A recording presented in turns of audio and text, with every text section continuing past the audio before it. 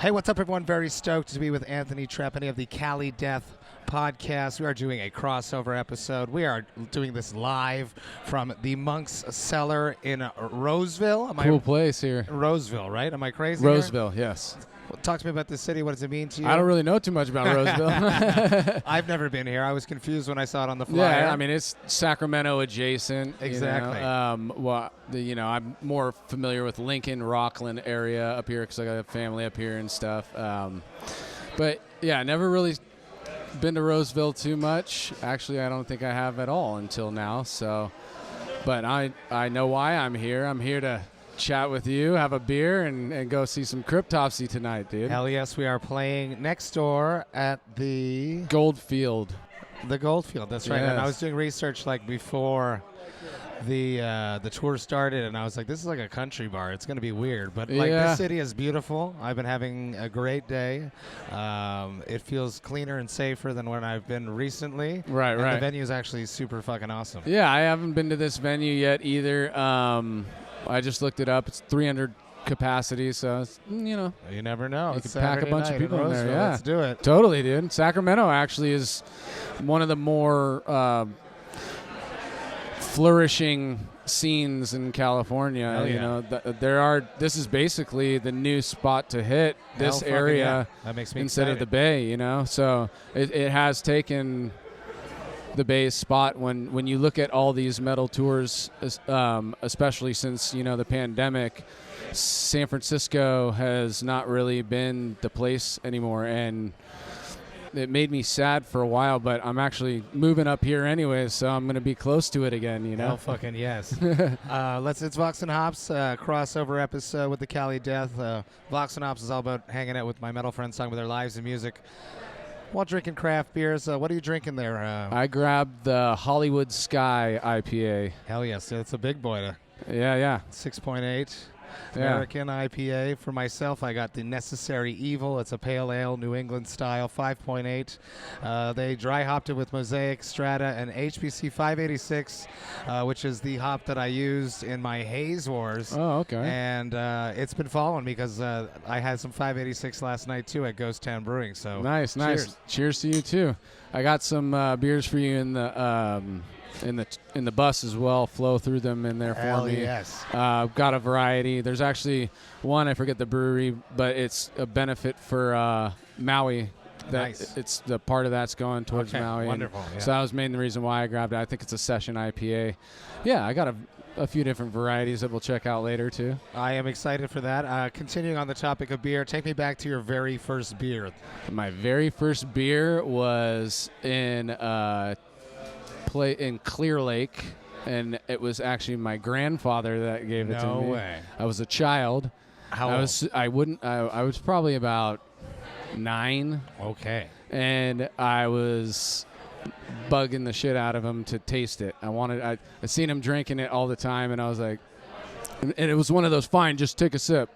And I sipped it, and it was one that he had sitting out for a while. No carbonation. This is no cigarette butts in it, though. No cigarette butts in it. But it was a hot day. You know, I've been sitting out in the sun, and I was like, I'm never going to have one of those again.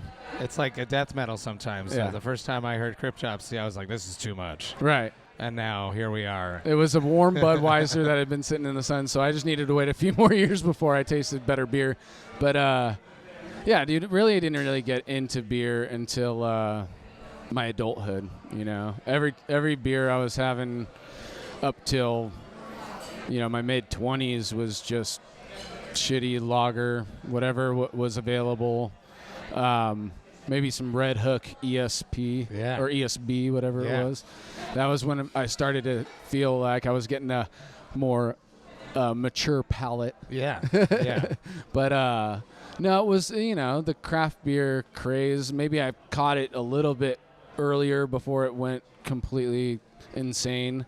You know, I used to visit my cousins in Portland, and they have a brew fest up there every year, or pre-pandemic. I don't know if they still do. I'm sure they still do it now. But that's when the haze craze was happening too. So I'm still into hazies. But, you know, I'm not too much of a beer drinker now because I like to keep my weight down. It is and full that'll of empty that, calories. Yes. That definitely was what made me blow up the last time I did. So I'm like, beer's good. I like it as an occasional thing now, you know, and it makes it better when I have it. That's the scarcity makes things so much better, and I have to tell myself that. Yeah. But sometimes, you know, sometimes beers. Yeah. Come, So when you're on the road, when you're on the road and shit, you know, it doesn't matter then. But now it's you could totally nerd out on it. It's unbelievable the expansive reach of what has happened in the craft beer industry and the risks, the open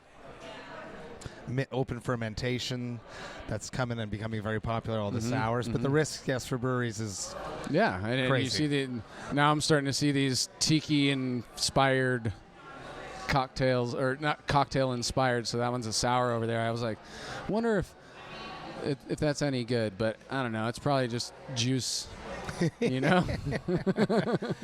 Podcasting. Talk to me about starting a podcast. I know what goes into running a podcast. Yes, it's not an easy feat. You guys are a group of people, so give them all a shout out and who everyone's role is. All your jobs get split into 4 over here. So that's probably what's kept it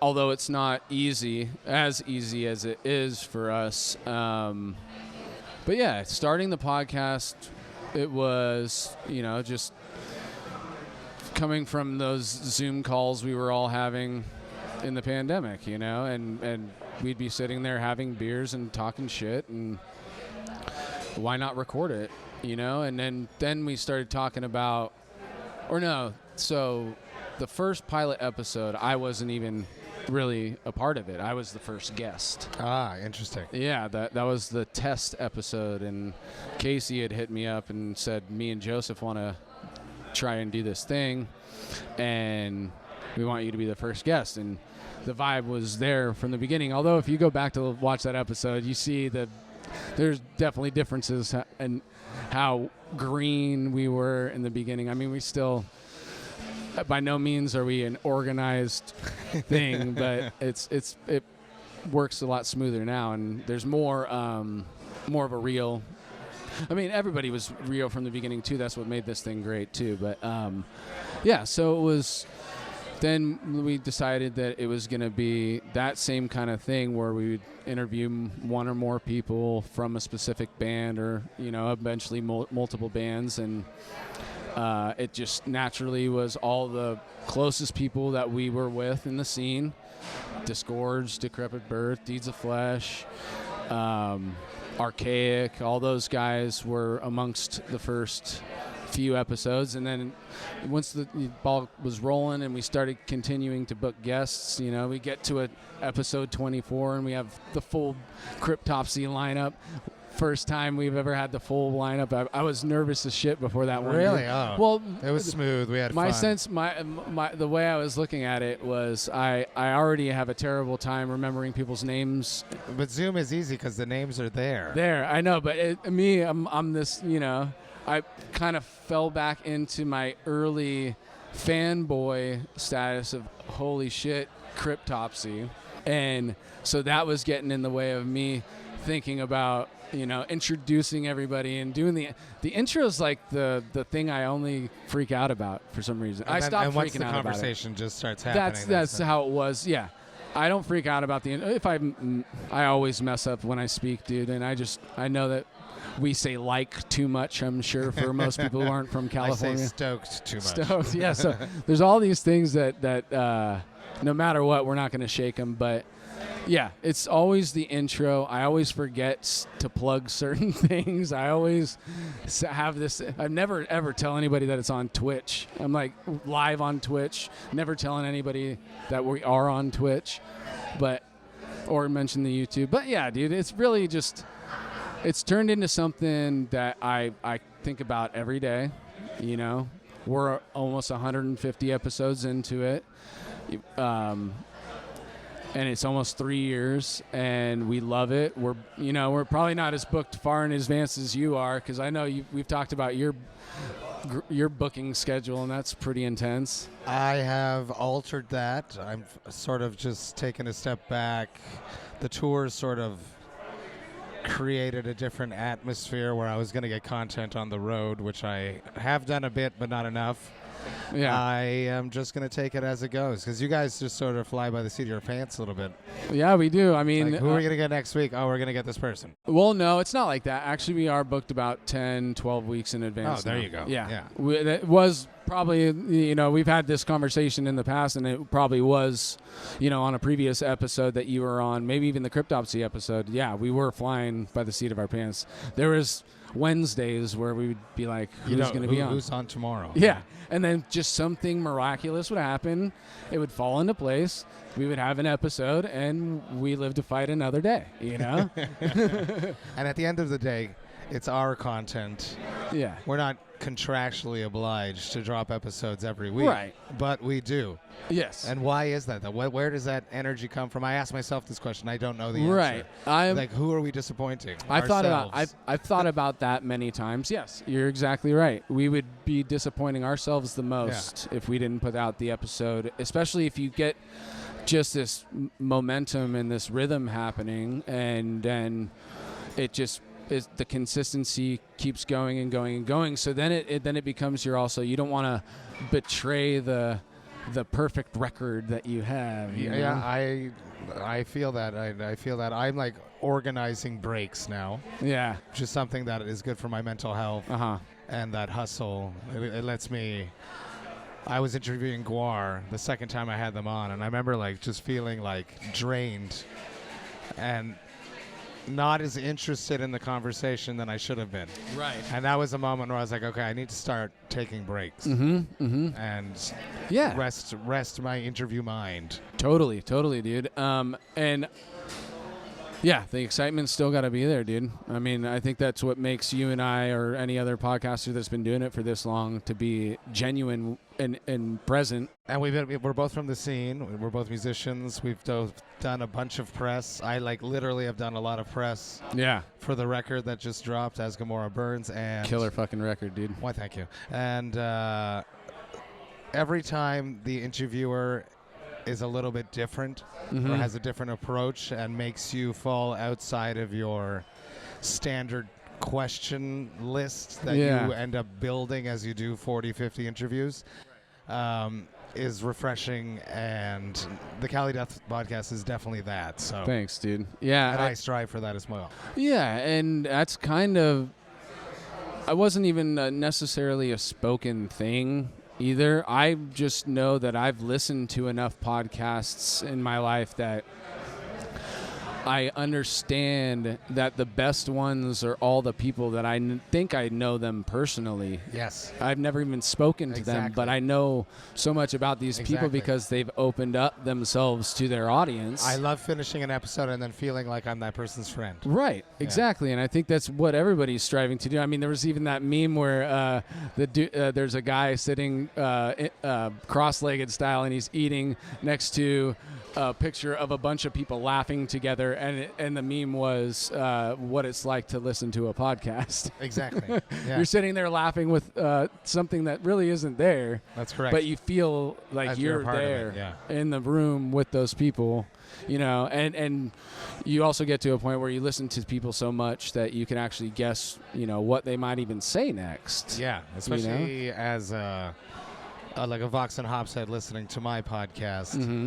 I'm sure that they know where I'm going sometimes. Right. And we all have those.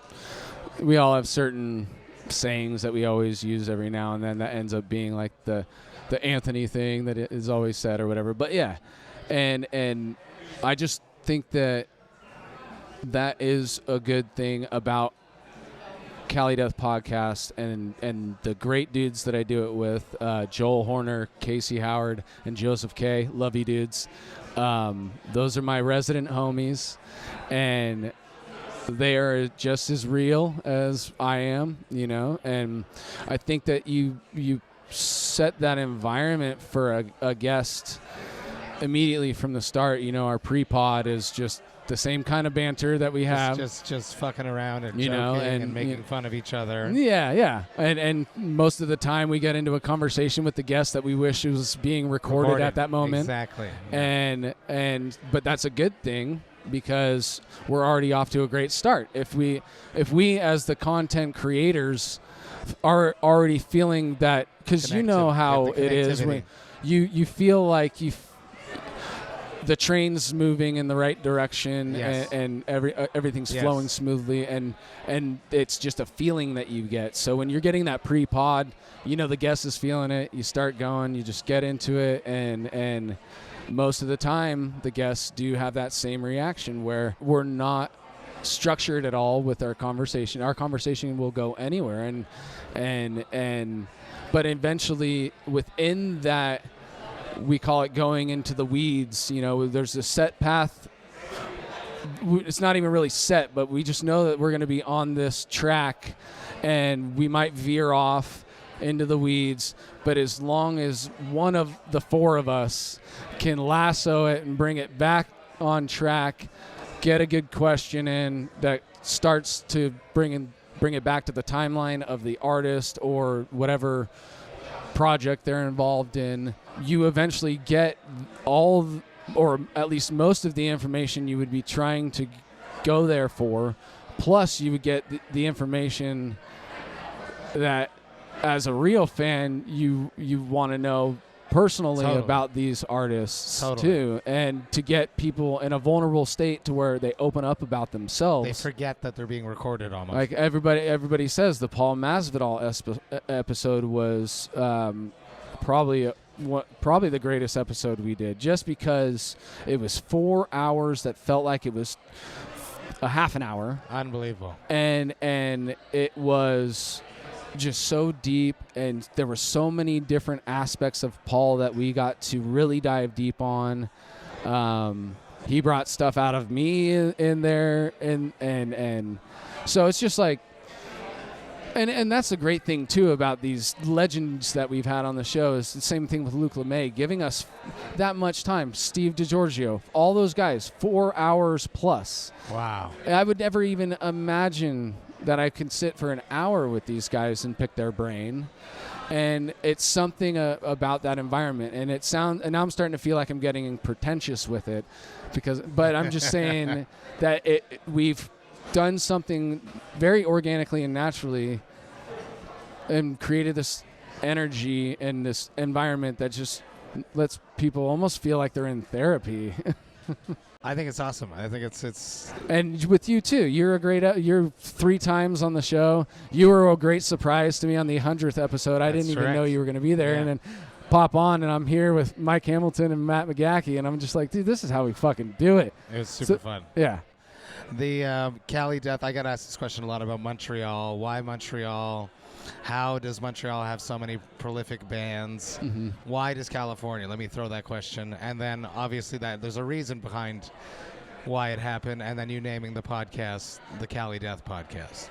So that's actually funny because on our way over here, I was actually having a similar conversation with my buddy Mikey that I came here with, and we were talking about Bay Area hip hop.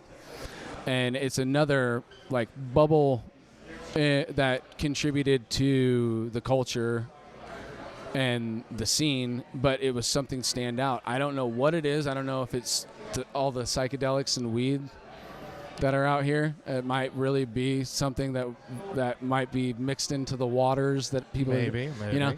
Not literally, but I'm just saying, a lot of mushrooms, a lot of acid out here, very readily available since I was a teenager, and I think that there's a healthy load of creativity for some reason too, and I don't know what it is about California. I mean, we have Hollywood and all this, all these different. But the Bay Area specifically, Metallica comes out of there. The hippie movement. The Summer of Love. It's all San Francisco. I don't really know exactly what I can pinpoint as to why that is, though. It has to be a mix between substance and culture. I would think you're hitting something there. That makes sense. Yeah, I mean, it's been more it's been more accepted to alter your consciousness out here versus other places. And I do think the statement that I made in this conversation on the way over here too is if you look at the decades and you look at what drugs were the most popular at that time, and what music came out of it. You can immediately see it's translated into the music, and it's almost like we're creating sounds that work with the drugs that we're taking. That's exciting. Yeah, and the 90s were a bunch of weed and beer and psychedelics, dude, and I think that a lot of great stuff, and without being that guy is that guy that's in my day, but I'm saying the 90s was something special, and I think California had a lot of contribution to what was happening in the 90s, and I think it's humbling to be near an ocean. I think it's very humbling to. There's this one part I used to drive over in Pacifica every morning, and I'd see the vastness of the ocean, and it would immediately just throw me right back in my seat, and I'd just be like, that's so big, dude. Yeah. It's so big and so mysterious, and it's right there. I like to dip my toes in it every now and then, but I did in San Diego. Hell yeah. It was wonderful. Yeah, you have to, dude. It was wonderful. Yes. I didn't know. I played Brick by Brick so many times. Hell yeah. I didn't realize how goddamn close the beach was. Brick by Brick was an interesting experience for me as a youngin'. I was pre-21 when we played there the first time. They were like, you play outside. And basically it was that they let me play inside, but they had to have security next to the stage to immediately escort me out as soon as the set was over. And I, as this 20-year-old, full of testosterone asshole, screaming about fuck security the whole time. And I just look back on myself and I'm like, oh, that was shitty. They were just doing their job. That's all. Yeah. You have those. Everybody has those, And of course it's going to happen at 20. But Brick by Brick's a great venue. Our buddy Ed from Discord, he used to do down there. I don't know if he does it anymore, but maybe the Death McShane, Vox&Hops alumni, excellent. Yeah. He's doing all the production there now. Sick, dude. Yeah. That's rad. I haven't talked to Riley in years, so that's awesome, dude. Yeah, I was hanging out with him the other day. It was awesome. Sick. Back to the podcast and interviews. What would be, you say that there's no pre-planned path of any conversation. You go into the weeds, bring it back. What would be an episode that just got out of hand, out of control, that you wish that you could redo? Well, I probably end up too drunk to remember how bad they get sometimes. There's been a lot of episodes. Do you listen to your own stuff after? No. Oh, see, that's interesting. To take it back, the only thing that I ever really listened to is the intro. Really? To see how much I fucked up on it. Really? Yeah. That's funny.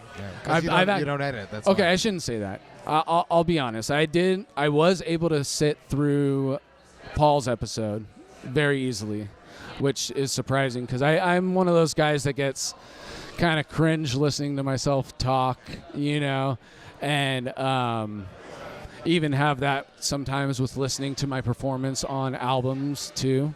I can never really, I shouldn't say I can never really sign off on all my stuff, but give the Vox&Hops heads. I introduced you as only the podcast, but you're more than that. Yes, that's all right. That's totally fine. Give a shout out to all yeah, I'm also the vocalist for the bands Odious Mortem and Severed Savior. I've been on 2 Odious Mortem's albums, Cryptic Implosion and Synesthesia, and I was the vocalist on Servile's latest release, which was in 2008, Servile Insurrection. It's still live, though.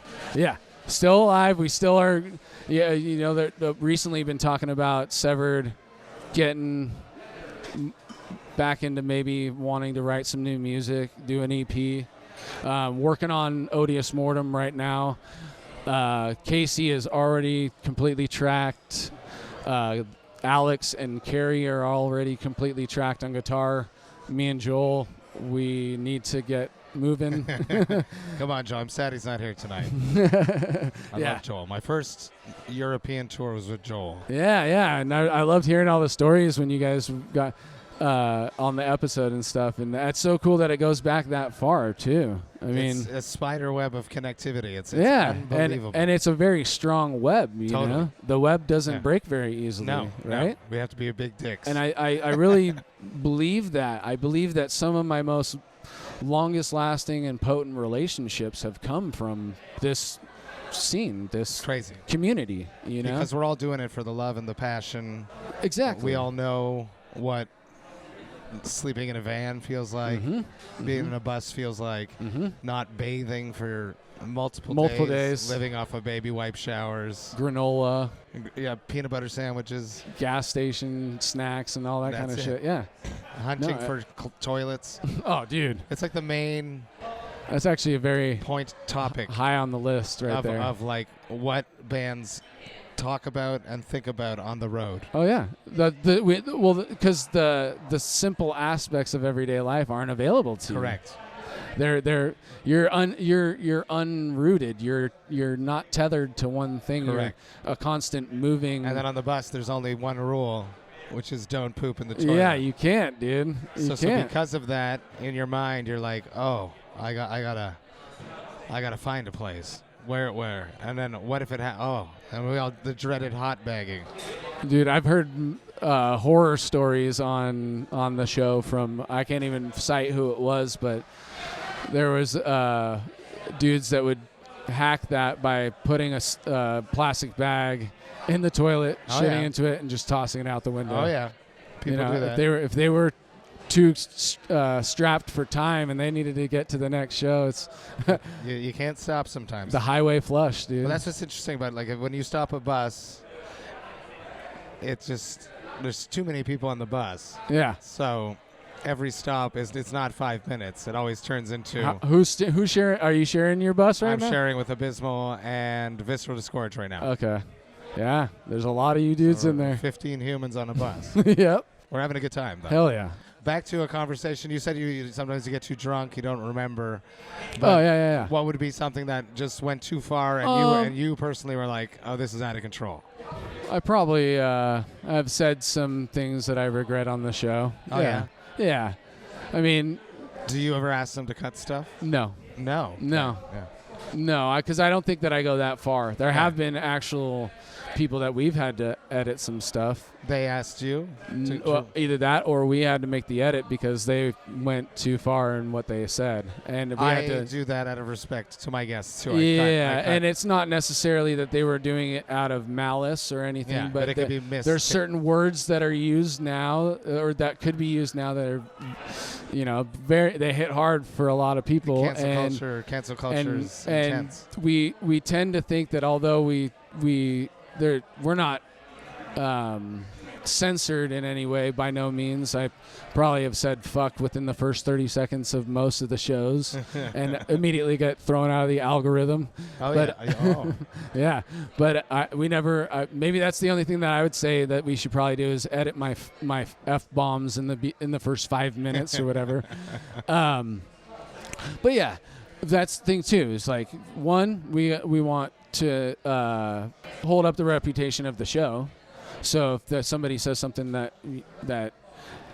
it would be too offensive to a certain group or whatever, we don't want to be affiliated with that. We're wholesome. Yeah, that's what I'm getting to. You're real but wholesome. Yeah, we definitely.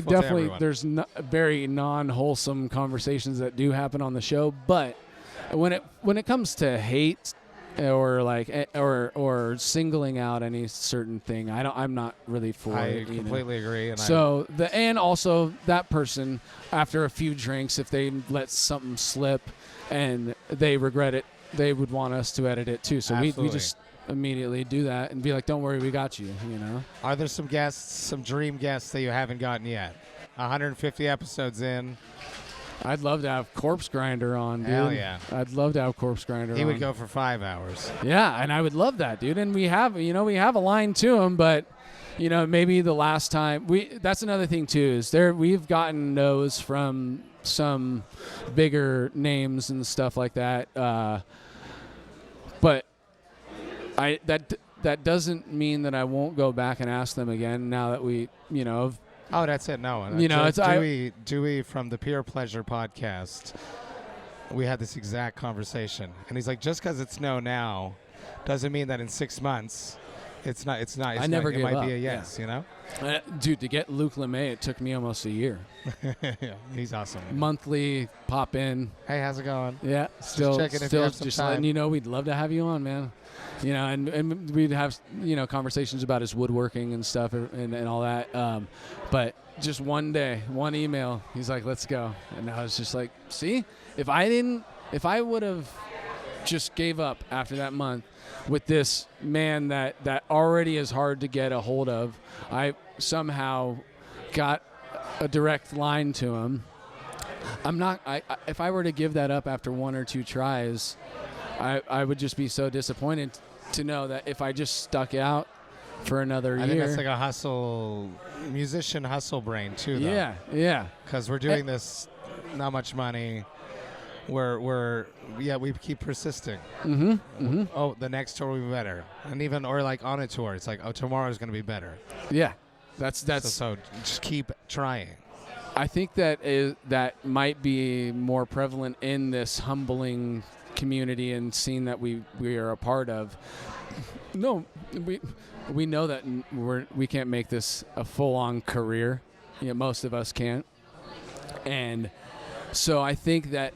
With that aside, we know that we are in this for the love and the community, and so we want to contribute as well as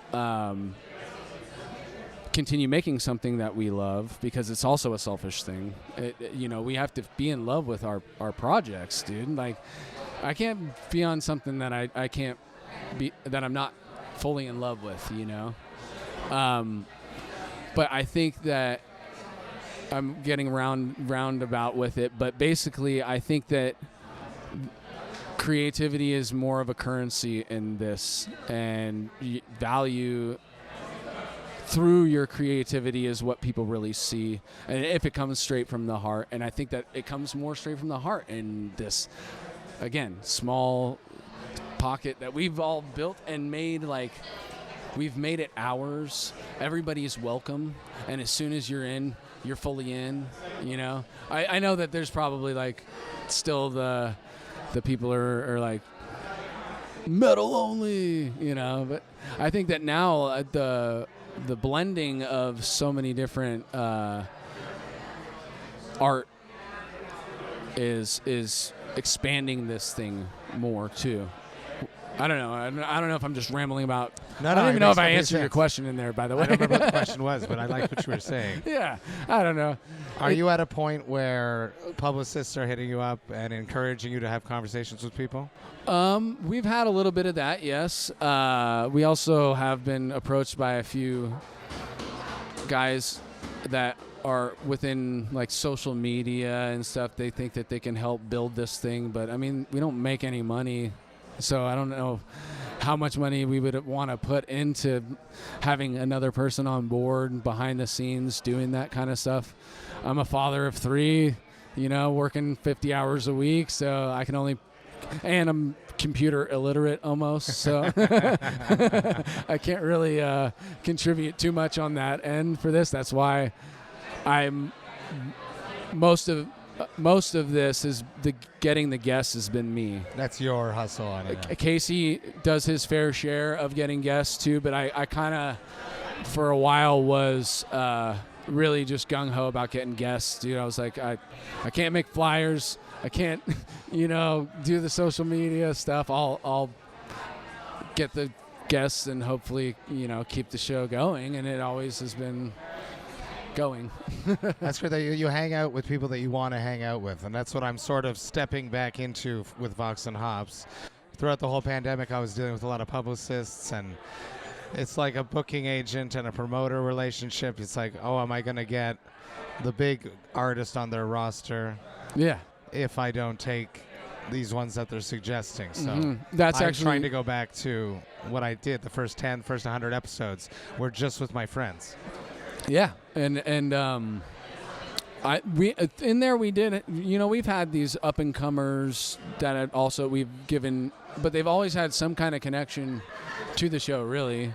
Like whether it be Joseph, Casey, or Joel or me, either it would be as low as just somebody being a fan and knowing about their Facebook page and getting in touch with them. But that's kind of what we've wanted to do with the show too, is like we'd love to obviously talk to the legends and talk to our peers, but we also want to have episodes with up and coming bands that are really don't have that much of a following, but they show potential, or they already have talent enough to where they should be known more, And there has been examples of that too, but like with your show, you definitely have had plenty of guests that you didn't know anything about them, And I think that actually gives to the conversation, though, because I'm able to won't even listen to the music sometimes. That's I just want to talk to the person. Right. So I tend to sample just a little bit so I have some kind of reference,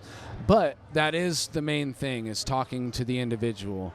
And I think that and when I say that there isn't really any plan, I think that I can actually change that answer to it's the person's timeline. Their life story is our plan. We want to go through it in mostly chronological order and then let the conversation fall wherever it's going to fall, just like it would naturally if we're just sitting at a bar having a beer. What about collabs? I love making collabs. I've released over 80 of them in the past 5 years. What would be the perfect collab for the Cali Death Podcast? It could be a beer. It could be weed, because I know that you guys are big into that culture. Flip-flops, dude. Hell yes. Get some high-quality Cali Death flip-flops, dude. That's something you've done? I would love to do that. Okay, but it's got to be high quality. That's the thing. So he is wearing flip-flops right now. He's got his tongs on. And, that would be a goal merch item that I would want to be made for the show, but I wouldn't want the, cheap fucking flip-flops where you got the plastic straps that come through the bottom. No, I want them to be high quality, so they're probably going to be pricey when they ever come out. But that would be a collab with like rainbow sandals or something. There you go, rainbow. Let's go. I would love to go with rainbow sandals, dude. It is important when you make merch, and something that my wife has been talking about, Jessica, a lot, is that when you sell someone something, you want it to be their favorite thing ever. Right. I wear flip-flops every day. I got to eat, and I got to play a show, so I'm going to wrap this up. Classic Vox and Hops wrap-up question. Dude, go for it. It probably doesn't happen to you very often because you cut down on drinking a lot because you don't want to blow up, as you said. Yeah. But every once in a while, hypothetically, tonight into tomorrow morning, what is your hangover cure? My hangover cure definitely involves coffee. It would have to be a bowl of oatmeal with a bunch of mixed berries up in there. That makes me feel better no matter what. So I'm like, that right there, I would have to lay that out as the baseline. Plenty of water. Probably, if it's going to be a long weekend, though, I'm probably going to crack a beer pretty soon to get that hair of the dog. Hell yes. But only one. You got to stop after that, people.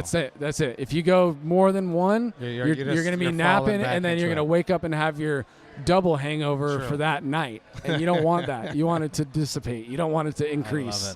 I love it. Anthony, thank you so much. Crossover episode. I love doing this. Yeah, dude. We'll figure out a way to put this on our at least our audio feed for sure. You got it.